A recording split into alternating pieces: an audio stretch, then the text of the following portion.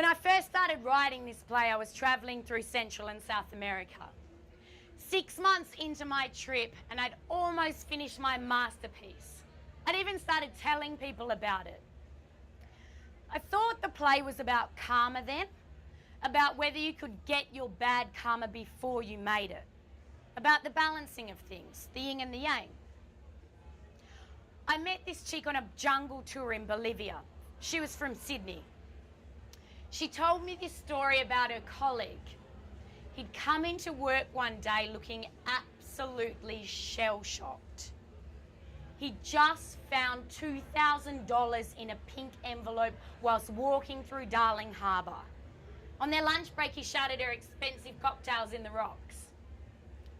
The next day, he came into work looking just as shell-shocked. Surely he couldn't have had another encounter with a large sum of money. Holy shit, he said.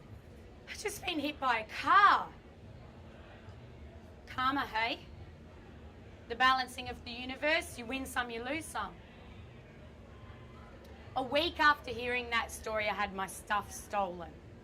I was on a night bus and the thieves opened the little backpack at my feet, took out my handbag and closed my backpack so I wasn't to know my stuff was stolen until hours later. Everything important was gone. My passport, my camera, my 80 gig iPod that was almost full, and devastatingly, my masterpiece. Everything I'd written, everything I'd created for the last 6 months was gone. I cried for 2 days about my stolen writing. I was a mess. What the fuck did I do to receive that karma? My boyfriend told me to get back on the horse, rewrite the play. He'd just been reading that monster of a book, Shantaram, and said the guy in that had to rewrite it 3 times. Awesome. Then I started thinking, maybe this play isn't about karma at all. Maybe it's about stolen goods. Maybe shit that's important to you gets stolen through no fault of your own. Maybe that's the way that the universe works.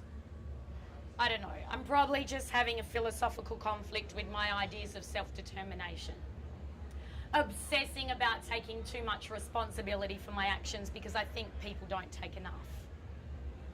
Maybe shit happens to teach you a lesson. Maybe shit just happens.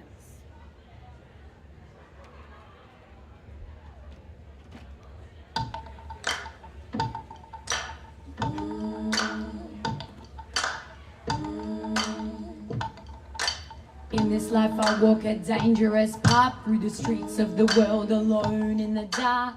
Start to make my mark, always protect my heart, cause sharks who try and steal even the most insignificant part, they try and tear me apart, won't be treated as less than the brightest shining star. Especially because I've travelled far, but I'm from West Australia. Especially because of all I've seen, and every night my dreams scream at me. Sometimes I feel like a refugee, roaming from city to city, working hard to translate all that I'm seeing and investigate all that I'm feeling. This is why I be singing, I be singing, I be singing, I be singing, I be singing, yeah. Many a times I would have died, but I just let it go. Many a times I could have cried, but I just stopped the flow, finding my voice, knowing my choice, finding my way home.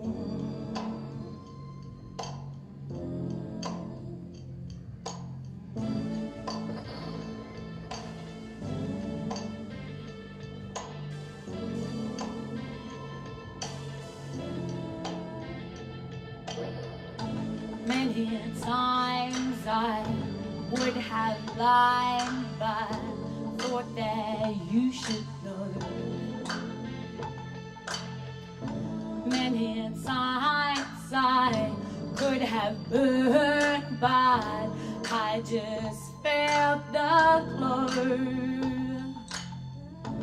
Many times the wind has blown, but I just closed the door. Many times I should have flown, but I just hit the floor, finding my voice, knowing my choice, finding my way home.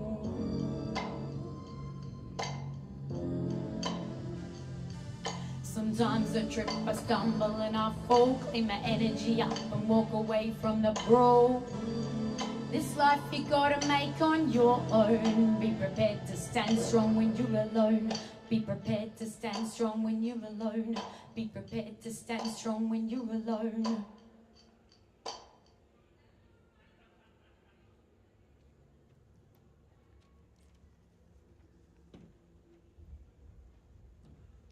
For my first 2 years of high school, I got sent to a private college.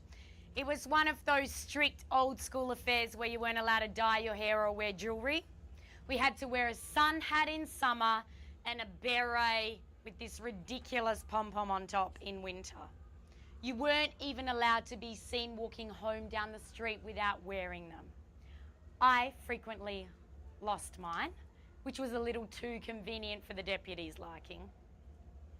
The other thing that was considered essential to my successful schooling was the addition of a little bow in my ponytail.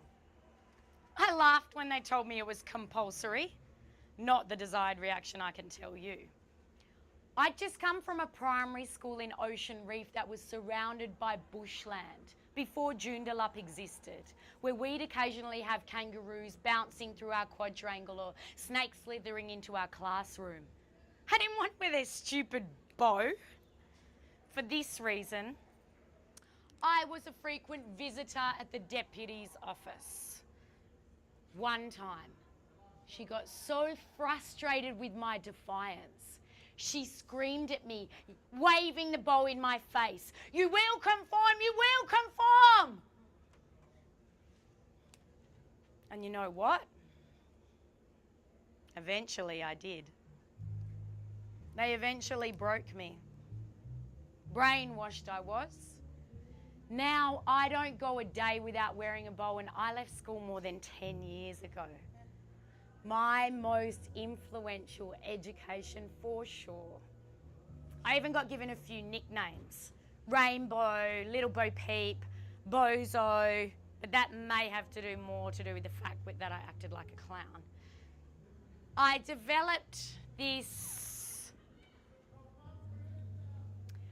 party trick. My mum actually taught it to me when I was little, perhaps trying to encourage me to go for a man with money. Sorry, Mum, that hasn't gone too well. I had to get the timing right. Not too early in the night so that people wouldn't react, and not too late in the night so that I wouldn't fuck it up from being too drunk. I would eye up my audience, and my fan club would come to know when to encourage me.